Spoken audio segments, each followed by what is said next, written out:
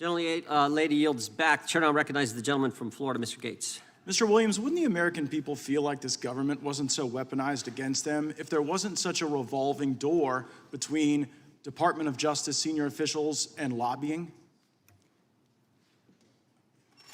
I don't quite follow the premise of your question, sir. It's pretty easy. There's a revolving door between senior officials at the DOJ and the lobbying profession.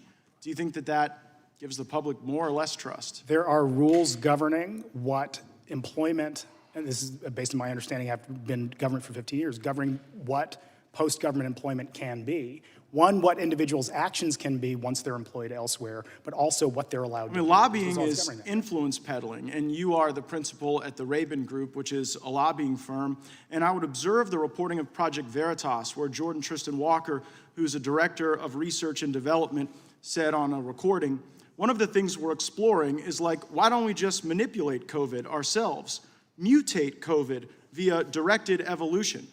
Pfizer is a revolving door for all government officials. It's pretty good for industry, to be honest. It's bad for everyone else in America. Pfizer is one of the clients of the lobbying firm that you're a principal of, isn't it? I do not represent Pfizer. I do not know, sir. You're a principal of the Rabin Group, right? No, that is correct. Mr. Chairman, I seek unanimous consent to enter into the record the clients of the Rabin Group, which include Pfizer. Without objection. Not just Pfizer, but Google as well. And in response to the Twitter files, we saw a statement come from the FBI where they said correspondence between the FBI and Twitter show nothing more than examples of our traditional, long-standing, and ongoing federal government and private sector engagements. Are there such engagements between the FBI and Google? When you say such engagements, sir, I don't quite Does Google engage with the FBI, Mr. Williams? I don't work for either Google or the FBI, sir. I'd have to again point you to your own client list that you advertise on your own website, which includes Google. Does it surprise you that at the Rabin Group's website, Pfizer and Google are clients? It does not surprise me, sir, no.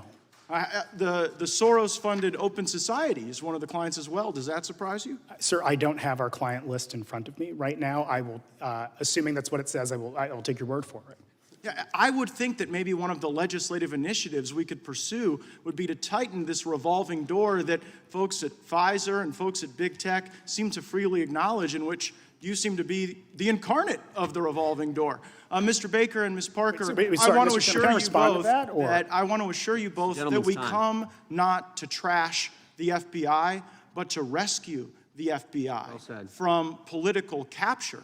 And it seems as though that political capture was really enhanced when Robert Mueller took a lot of the authority and power away from the field offices all over our country and centralized that power. Mr. Baker, do you believe that through legislation we might be able to restore the system of office origin, where events occur, people are able to conduct investigations in the absence of the influences of Washington, D.C.? There's no doubt Congress can be an advocate. You're doing a lot of good by having these hearings, this panel. A lot of these things, though, have to be done internally by the DOJ and the FBI. But there's absolutely a role for Congress, looking at the abuses of Pfizer for one, the abuses of the unmasking for another, the abuses of the indirect targeting, which actually the CIA and the NSA do rather than the FBI. But these are all things Congress can legislate solutions to. And it seems as though those abuses become more acute the greater they have a geographic proximity to Washington, D.C. Seems we don't see these abuses with the brave FBI agents like Ms. Parker, who I'm very grateful served my fellow Floridians in the Miami field office. Ms. Parker, if we got the decision-making more out of Washington, D.C. and into the hands of our field offices where we have so many patriotic and brave FBI officials, do you think we'd be able to escape this political capture that quite literally drove you out of the Bureau? I think that's absolutely critical at this point in our American history.